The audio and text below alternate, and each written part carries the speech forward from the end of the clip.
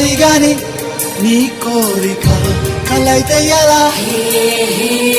పెదవి దాటని మాట కట్టుంది తెలుసక సరిగా